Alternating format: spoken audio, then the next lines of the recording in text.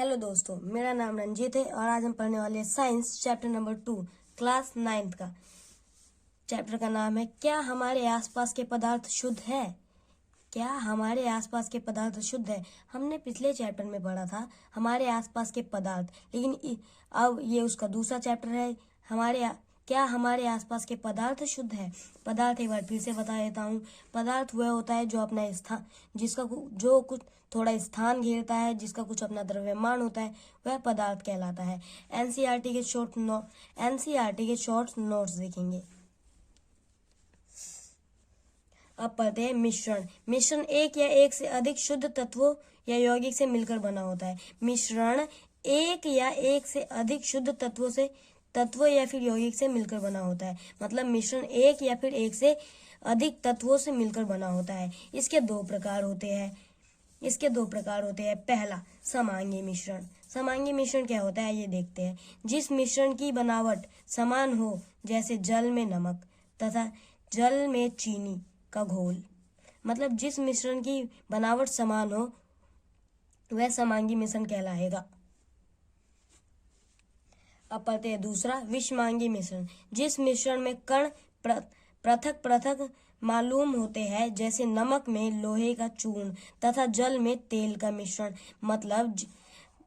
मतलब जिस मिश्रण का कण पृथक पृथक मालूम होते हैं, नमक में लोहे का चूर्ण तथा जल एवं तेल। मतलब अगर आप नमक में लोहे का चूर्ण डालोगे तो बाहर से दिखाई देगा, वो अपने आप ही पता चल जाएगा कि इसमें मिक्स नहीं हो रहा है। और या फिर आप जल में यदि आप तेल डालोगे तो तेल जल के ऊपर तैरने लगेगा। इससे पता चलता है कि जल मिश्रित नहीं हुआ है पानी में। अब पढ़ते हैं मिश्र धातुएं। ये धातुएं पहले पढ़ते हैं मिश्र धातुएं। ये धातुएं होते क्या है। ये धातुएं के समांगी मिश्रण होते हैं, जिसमें भौतिक क्रिया द्वारा अवयवों में पृथक नहीं किया जा सकता है, लेकिन इन्हें मिश्रण इसलिए माना जाता है क्योंकि यह अपने घटकों के गुणों को दर्शाता है। जैसे पीतल, जिंक। यदि पीतल में जिंक 30% होता है प्लस कॉपर उसमें 70% होता है। इसमें दोनों आसानी से पता चल जाते हैं। अब पढ़ते हैं विलयन। विलयन क्या होता है। विलायक विलयन का वह घटक जो दूसरे घटकों को घोलने का काम करता है। मतलब जो विलायक होता है ना, विलयन का वह घटक है जो दूसरों को घोलने का काम करता है।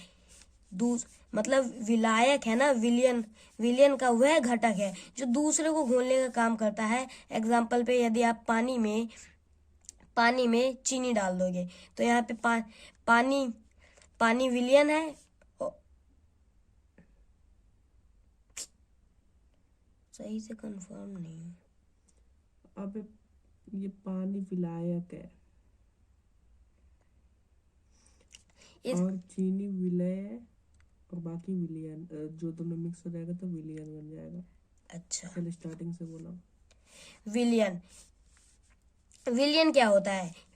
विलायक विलयन का वह घटक जो दूसरे घटकों को घोलने का काम करता है। मतलब विलायक जो है ना, विलयन का वह घटक है जो दूसरे घटकों को घोलने का काम करता है। विलय क्या होता है। अब विलयन का वह घटक जो विलायक में घुला हुआ होता है। मतलब विलयन का वह घटक जो विलायन में पहले से ही घुला हुआ होता है, जैसे चीनी, नमक। अब पढ़ेंगे विलय, विलायक, विलयन। पहले चीनी और नमक। चीनी, नमक ये विलय है और विलायक है इसमें जल, और ये जब दोनों मिल जाएंगे तो ये हो जाएंगे विलयन। तरल घोल, इसे हम बोलेंगे तरल घोल में ठोस। मतलब यहाँ पे चीनी और नमक ठोस है और जल तरल है। अब पढ़ेंगे आयोडीन, अल्कोहल।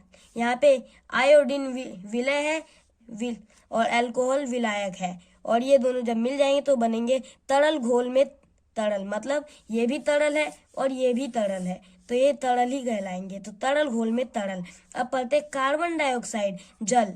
इसमें कार्बन डाइऑक्साइड विलय है और जल विलायक है, तो ये दोनों जब मिल जाएंगे तो बनेंगे सोडा जल या फिर कोका। कोका आदि। इनके रूप तरल विलयन में गैस, इनके रूप तरल विलयन में गैस होंगे। अब एक एक करके सबके बारे में अच्छे से जानते हैं। विलयन, विलयन क्या होता है? विलयन एक स्थायी एवं समांगी मिश्रण है। यह एक समांगी मिश्रण है, ये स्थायी और समांगी मिश्रण है। विलयन के कण विलयन के कण के व्यास में 1 नैनोमीटर मतलब -10 की पावर 9 10 की पावर 9 मीटर अत्यधिक 9 मीटर से भी अत्यधिक छोटे होते हैं। इसीलिए वह प्रकाश के किरण को फैला देते हैं। छानने की विधि द्वारा विलय के कणों को विलयन में से पृथक नहीं किया जा सकता। मतलब ये छानने की विधि से ना हम विलय के कणों को है ना विलयन में से पृथक नहीं कर सकते, मतलब नहीं निकाल सकते। संतृप्त विलयन, किसी निश्चित तापमान पर उनका उतना ही विलय पदार्थ घुल सकता है जितना कि विलयन की क्षमता है। मतलब किसी निश्चित तापमान पर सिर्फ उतना ही विलयन मिल सकता है जितना कि उसकी क्षमता है।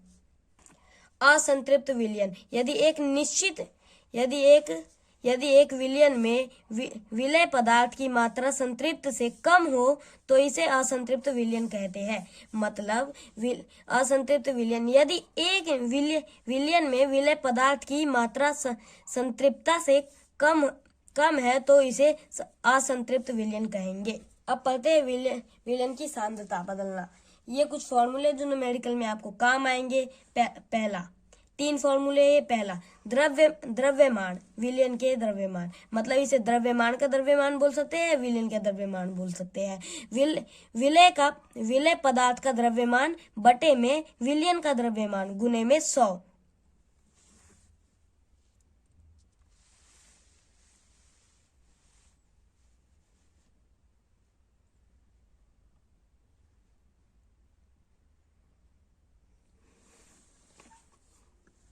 दूसरा, द्रव्यमान विलयन के आयतन, मतलब द्रव्यमान का आयतन या विलयन का आयतन।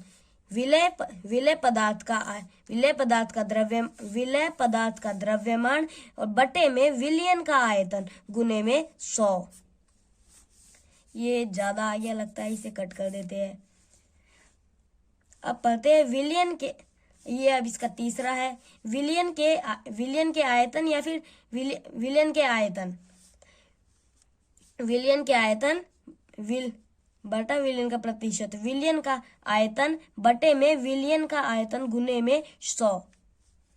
अब पढ़ते हैं निलंबन क्या होता है। निलंबन एक विषमांगी मिश्रण है।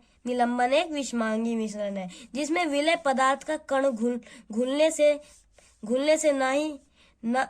से नहीं बल्कि मध्यम की समष्टि में निलंबित रहते हैं। कहने का मतलब है निलंबन एक विषमांगी मिश्रण है। यहाँ तक आपको समझ में आ गया होगा, जिसमें विलय पदार्थ का कण घुलते नहीं है बल्कि मध्यम की संतृष्टि में निलंबित रहते हैं। अब गुणधर्म पढ़ते हैं इनके। यह एक विषमांगी मिश्रण है। यह कण आंखों से नहीं देखे जा सकते। यह एक विषमांगी मिश्रण है, इसे हम नग्न आंखों से नहीं देख सकते। इसके बारे में थोड़ा और जानते हैं। ये निलंबित कण प्रकाश की किरणों को फैला देते हैं। मतलब ये निलंबित कण प्रकाश की किरण को फैला देते हैं। जब आप इस पे टॉर्च या फिर कुछ भी डालोगे तो इनके कण है ना रिफ्लेक्ट हो जाएंगे, जिससे है ना प्रकाश की किरण को फैला देंगे,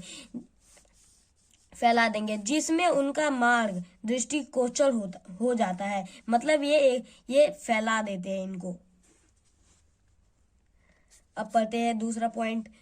जब विलयन को शांत छोड़ देते हैं तब ये कण नीचे की ओर बैठ जाते हैं। आपने देखा, अगर यदि आप किसी गिलास में कुछ कंकड़ मिट्टी डाल लोगे और उसे मिलाने के बाद जब आप उसे शांत छोड़ दोगे ना, शांत, थोड़ी देर बाद उसके कण है ना नीचे बैठ जाएंगे।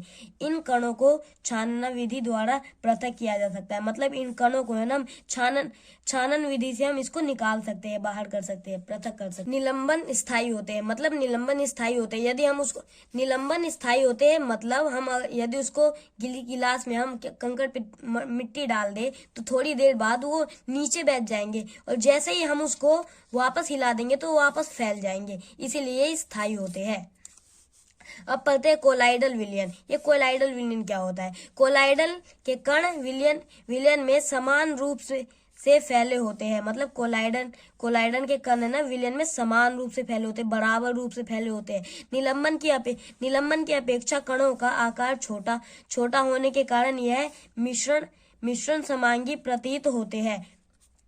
कहने का मतलब है निलंबन की अपेक्षा कणों का आकार छोटा होने के कारण निलंबन की अपेक्षा में कणों का आकार छोटा होने के कारण यह मिश्रण समांगी प्रतीत होता है, परंतु वास्तव में विलयन विषमांगी मिश्रण है। जैसे दूध, उदाहरण के तौर पर यदि हम दूध में पानी मिला देंगे तो लगेगा कि बिल्कुल दूध ही है, परंतु ऐसा नहीं होता, यह एक विषमांगी मिश्रण है।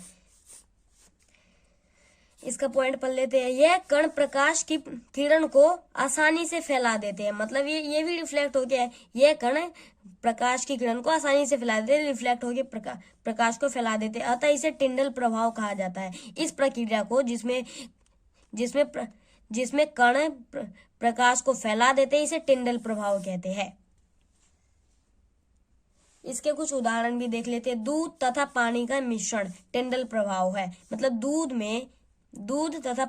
दूध में जब हम पानी मिला देंगे तो ये मिश्रण लगेगा तो ये दूध ही है, परंतु ये असल में दूध नहीं होता। अभी हमने पढ़ा था ये विषमांगी मिश्रण होता है, इसलिए टिंडल प्रभाव होगा। अब इसके गुणधर्म जान लेते हैं। यह एक विषमांगी मिश्रण है। यह एक विषमांगी मिश्रण होता है। दूसरा, कोलाइड कणों का आकार इतना छोटा होता है कि ये पृथक रूप से आंखों से नहीं दिखाई देते। मतलब कोलाइड कण के ना आकार इतना छोटा होता है कि हम इसे नग्न आंखों से नहीं देख सकते। अब तीसरा पॉइंट पढ़ लेते हैं। यह कण इतने बड़े होते हैं कि ये प्रकाश की किरण को फैला देते हैं। मतलब ये भी प्रकाश की किरण को फैला देते हैं, ये भी टिंडल प्रभाव करते हैं।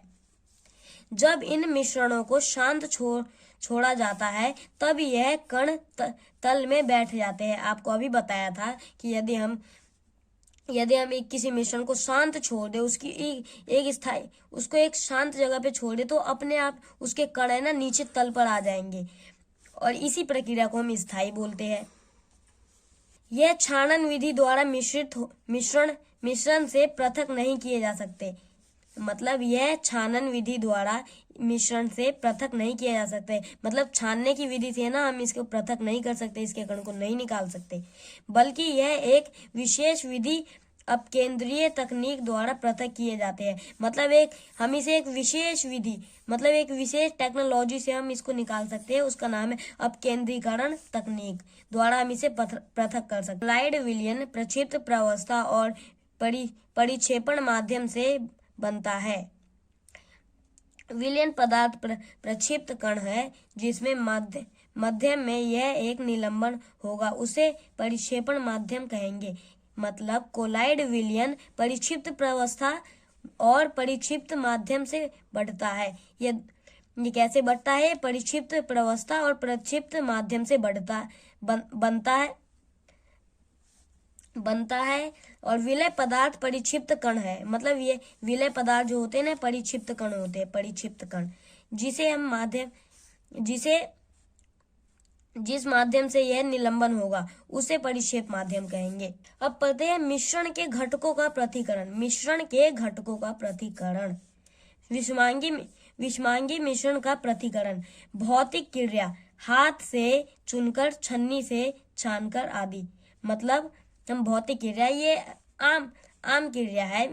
विषमांगी मिश्रण का पृथक्करण मतलब यदि हम इसको है ना हम हाथ से भी छान सकते हैं, छन्नी से भी छान सकते हैं। ये इसको छानना बहुत आसान है, इसीलिए विषमांगी मिश्रण का पृथक्करण है। अब पढ़ते हैं वाष्पीकरण विधि। ये वाष्पीकरण विधि क्या होता है? इस विधि द्वारा विलयन से विलय पदार्थ को पृथक किया जाता है। उदाहरण स्याही जल का मिश्रण। वाष्पीकरण विधि, इस विधि द्वारा विलयन से विलय पदार्थ को पृथक किया जाता है। उदाहरण के तौर पर स्याही जल का मिश्रण। अब पढ़ते अपकेंद्रीकरण विधि। यह अपकेंद्रीकरण विधि क्या होता है? इस विधि द्वारा विलयन से कोलाइड कणों को पृथक किया जाता है। मतलब ये अपकेंद्रीकरण विधि है ना, इस विधि द्वारा विलयन में जो कोलाइड कणों को होता है ना, उसको पृथक कर जाता है, उसको अलग किया जाता है। अब पढ़ते हैं इसके कुछ अनुप्रयोग। पहले 5 जांच प्रयोगशाला में रक्त और मूत्र की जांच में। मतलब कोलाइड विधि से है ना, ये अपकेंद्रीकरण विधि से प्रयोगशाला में हम रक्त में ये जांचते हैं कि हमारे रक्त में प्लेटलेट्स कितनी, आरबीसी डब्ल्यूबीसी कितनी है, और ये मूत्र की जांच भी होती है इसमें। अब है दूसरा, दूध की क्रीम से मक्खन निकालने की प्रक्रिया। इस विधि में भी हम अपकेंद्रीकरण विधि का प्रयोग करेंगे। दूध की क्रीम से मक्खन को निकालेंगे। इस विधि में भी हम अपकेंद्रीकरण विधि से कर सकते हैं, मक्खन को निकाल सकते हैं। अब पढ़ेंगे कपड़े धोने की मशीन में। कपड़े धोने की मशीन में आपने देखा होगा गोल गोल नचने वाला कुछ होता है जो कपड़ों को सुखा देता है। जो गोल गोल नचने वाला होता है ना, उसे ही बोलते हैं कपड़े धोने की मशीन में। पढ़ते हैं ऊर्ध्वपातन क्या होता है। हमने पिछली वीडियो में पढ़ा था ऊर्ध्वपातन क्या होता है। इस विधि का प्रयोग उन मिश्रणों जिनमें ऊर्ध्वपातित हो सकने वाली अवयव होते को उत्पादित न होने योग्य अशुद्धियों से पृथक किए जाता है। कहने का मतलब इस विधि का प्रयोग उन मिश्रणों जिनमें उत्पादित हो सकने वाली अवयव को उत्पादित न होने योग्य अशुद्धियों से पृथक किया जा सकता है। मतलब उत्पादित न होने अशुद्धियों से पृथक किया जा सकता है। एग्जाम्पल के तौर पर कपूर तथा नमक का पृथक्करण। कपूर आपको पता होगा क्या होता है। दूसरा उदाहरण अमोनिया क्लोराइड फेलोथीन। आपको पिछली क्लास में बताया था फेलोथीन क्या होता है। यदि हमें किसी कपड़े को लंबे समय तक स्टोर करना है तो ये फेलोथीन की गोलियां उसमें होती है। और थ्रेशर आदि उत्पादित होने के योग्य ठोस पदार्थों के उदाहरण है। आपको ये उदाहरण समझ में आ गया होगा। आई होप आपको ये उदाहरण समझ में आ गया होगा अच्छे से। यदि आपको ये वीडियो अच्छा लगा तो सब्सक्राइब करें और लाइक करें, और आपका अगर कोई भी डाउट है तो कमेंट करें। और इसके आगे के जितने भी टॉपिक बचे इसे हम अगले पार्ट में डिस्कस करेंगे। इसके लिए थैंक यू फॉर वॉचिंग।